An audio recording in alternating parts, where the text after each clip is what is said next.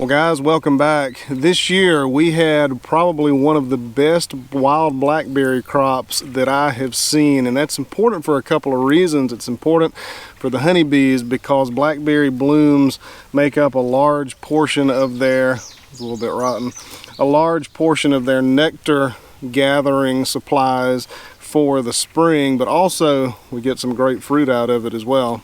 You can see a lot of these blackberries are still pretty red, but a lot of them have turned black. So we're going to go around and see if we can get enough to make a blackberry pie. But that's actually not the main purpose of this video. The main goal of this video is not to step on a rattlesnake.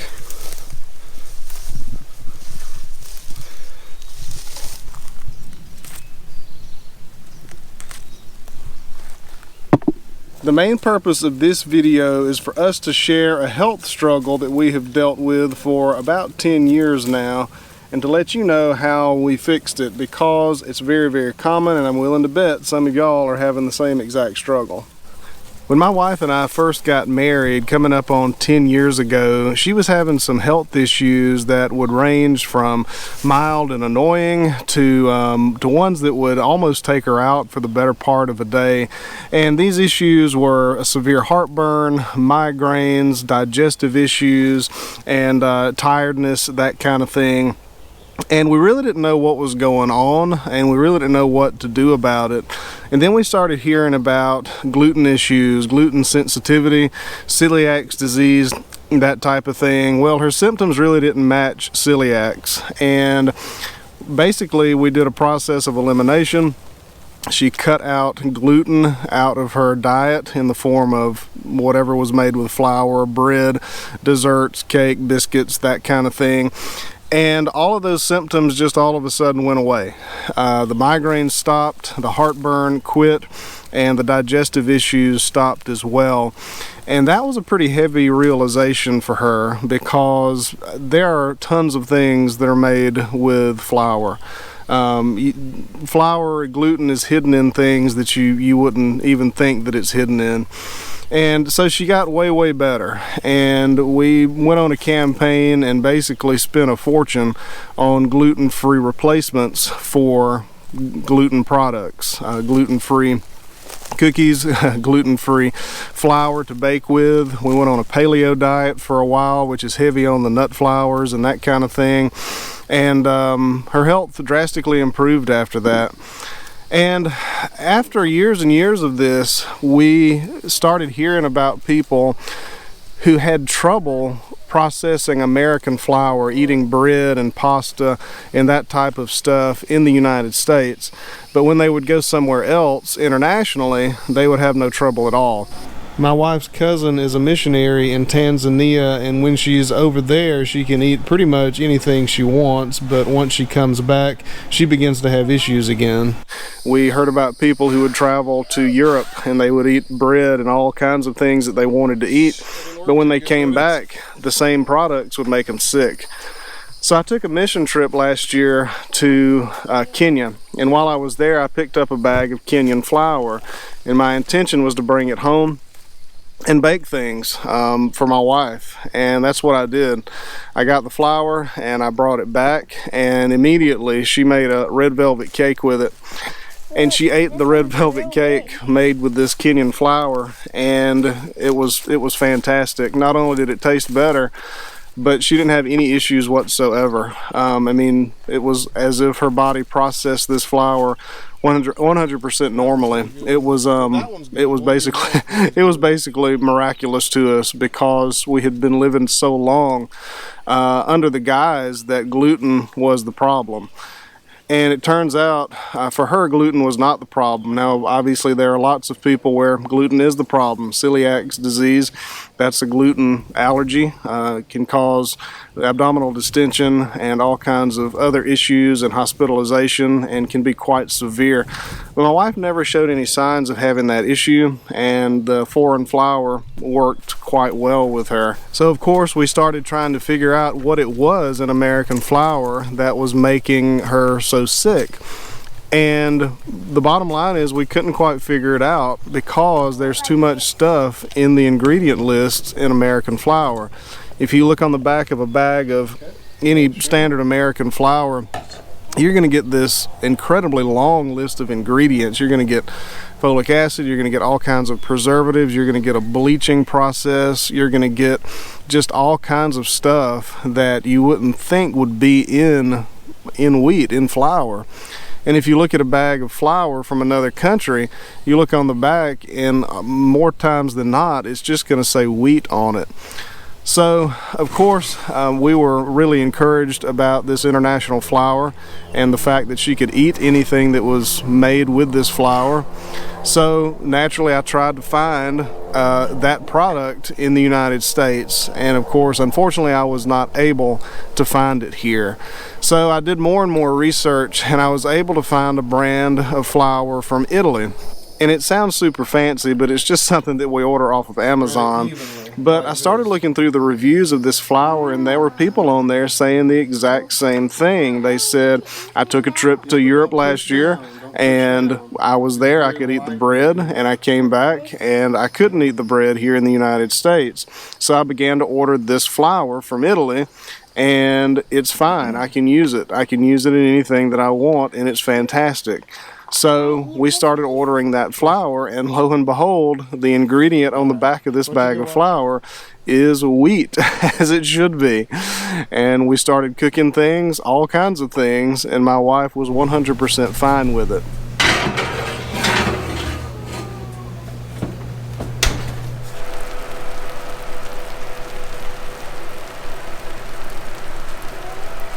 So how long has it been since you've been in a video?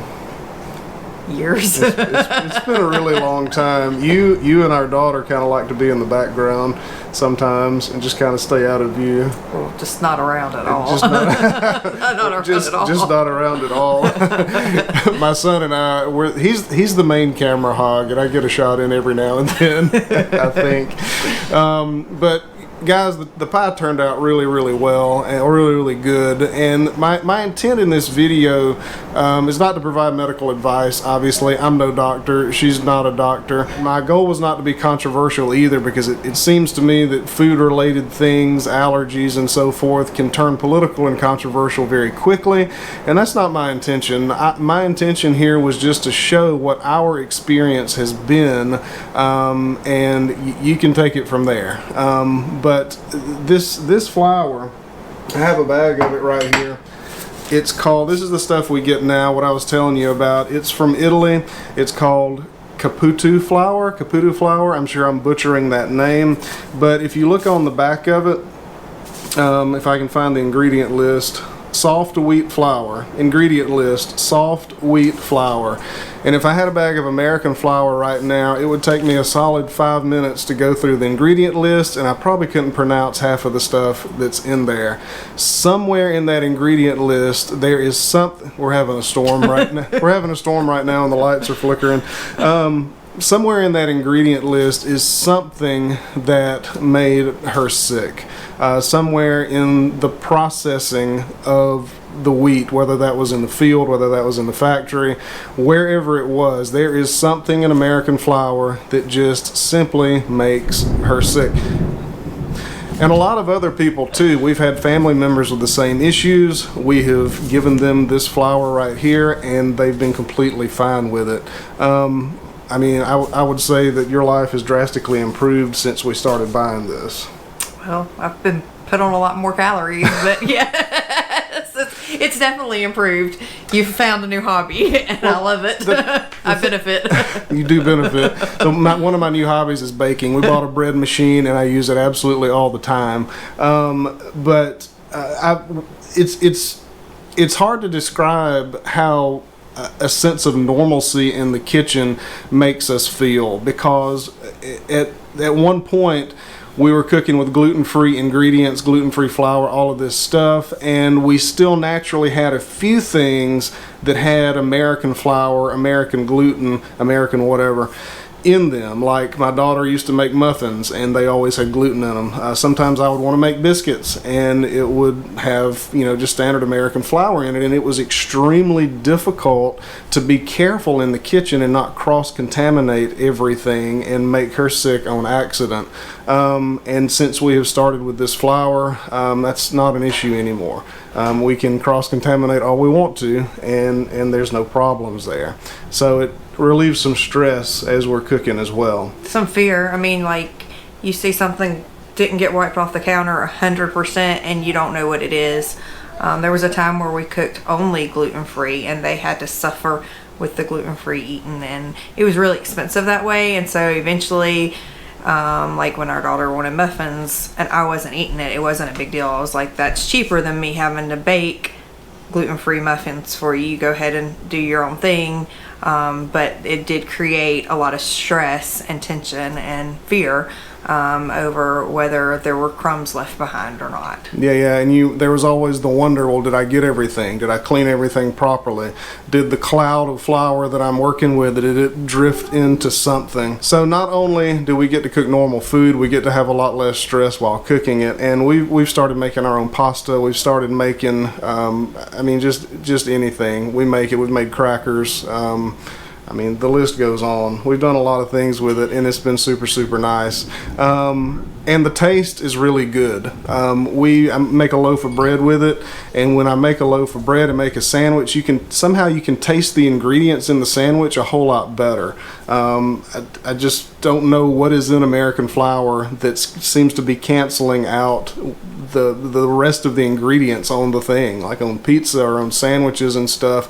It's just better for some reason. Well, and you said when we transitioned from even just the gluten-free flour to this flour that you started feeling better as well, not as tired and blah. Yeah. So I sometimes, if I ate too much, of course if you eat too much you're going to feel run down anyway, but it seemed to be especially the case with stuff I made with American flour. It just felt like I was just kind of blah. I'm not sure how to describe it, just more tired, more run down feeling.